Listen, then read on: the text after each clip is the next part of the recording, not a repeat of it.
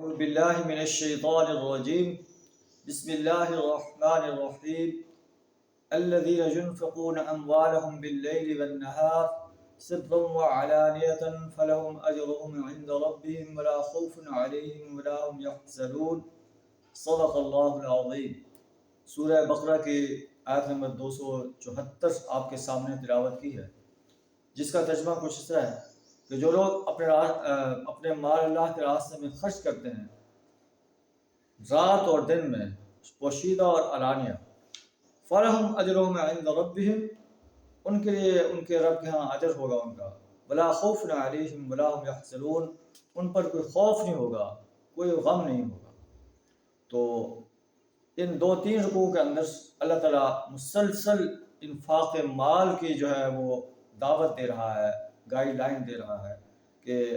اپنے مال کو اللہ کے راستے میں خرچ کرو، اور جو شخص اپنا مال اللہ کے راستے میں خرچ کرتا ہے اس کے اندر بخل پیدا نہیں ہوتا۔ اور آگے جو ہے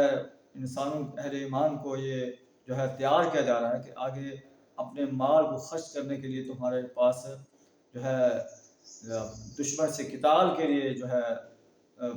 مارکے پیش آنے والے ہیں، جنگ بدر ہے، جنگ احد ہے، جنگ احزاب ہے، جنگ تبوک ہے۔ تو اپنے مالوں کو اللہ کے راستے میں خرچ کرنے کے لیے تیار ہو جاؤ،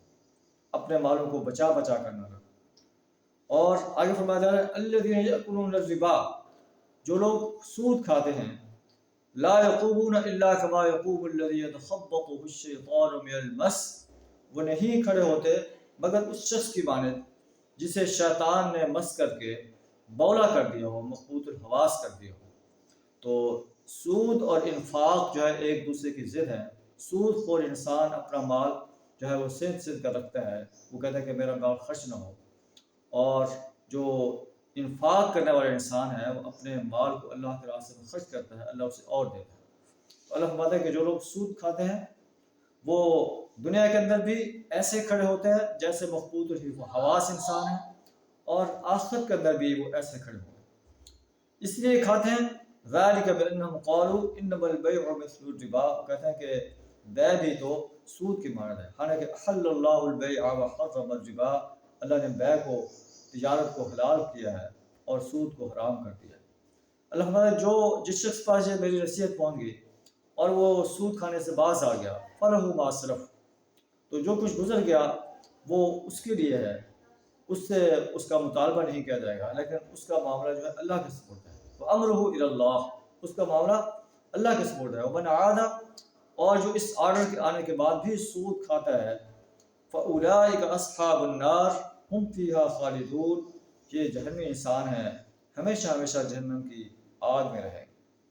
یمحق اللہ الربا ویربی الصدقات، اللہ سود کو مٹاتا ہے اور صدقات کو بڑھاتا ہے۔ واللہ لا یحب کل کفار اثیم، اللہ کسی ناشکر انسان کو، گناہ گار انسان کو پسند نہیں کرتا۔ پھر اللہ فرماتا ہے کہ اس کے برعکس ان الذین آمنوا وعملوا الصالحات واقاموا الصلاۃ، بے شک وہ لوگ جو ایمان لائے اور نماز قائم کرتے رہے، زکوٰۃ ادا کرتے رہے، لہم اجرہم عند ربہم ولا خوف علیہم ولا هم یحزنون، ان کا اجر ان کے رب کے ہاں ہے، ان پر کوئی خوف نہیں ہوگا، کوئی غم نہیں ہوگا۔ اب سود کے بارے میں مزید جو ہے آرڈر دیا جا رہا ہے، اے ایمان کا دعویٰ کرنے والے انسانوں، اتقوا اللہ، اللہ کے غضب سے ڈرو، سود کھانا چھوڑ دو، وذروا ما بقی من الربا، اور جو سود باقی رہ گیا اس کو چھوڑ دو، ان کنتم مؤمنین، اگر تم مومن ہو۔ اس کا مطلب جو سود کھانا نہیں چھوڑتا وہ مومن کے صف سے خارج ہو جاتا ہے۔ اگر نہیں چھوڑتے فاذنوا بحرب من اللہ ورسولہ، اللہ اس کے رسول کے ساتھ جنگ کے لیے تیار ہو۔ اگر تم توبہ کر لو، فلکم رؤوس اموالکم، تو اصل مال کے تم مالک ہو، لا تظلمون ولا تظلمون، نہ تم ظلم کرو نہ تم پر ظلم کیا جائے۔ اگر جس کو تم نے سود دیا ہے یا قرض دیا ہے وہ تنگ دست ہے تو فنظرۃ الی میسرہ، اس کی آسانی تک اس کو مہلت دے دو، وان تصدقوا خیر لکم، اگر تم سارا کا سارا معاف کر دو، صدقہ کر دو تو یہ تمہارے لیے بہتر ہے، ان کنتم تعلمون، اگر تم علم رکھتے ہو۔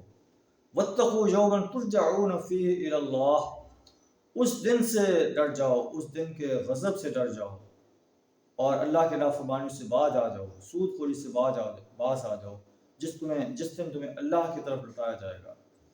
ثم توفى كل نفس ما كسبت، پھر ہر شخص کو جو اس نے کمایا ہے اس کا پورا پورا جو ہے اجر دیا جائے گا، اس کی سزا دی جائے گی، وہم لا یظلمون، اور ان پر کوئی ظلم نہیں ہوگا۔ اللہ سے دعا ہے اللہ تعالیٰ ہمیں خالصتاً اپنے رضا کے لیے اپنا مال خرچ کرنے کی توفیق عطا فرمائے، سود خوری سے، سودی لین دین سے جو ہے باز آنے کی توفیق عطا فرمائے۔ وآخر دعوانا الحمدللہ رب العالمین۔